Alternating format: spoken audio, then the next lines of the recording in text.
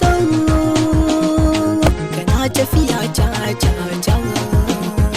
abinda ke cikin ranka shi kake zanawa.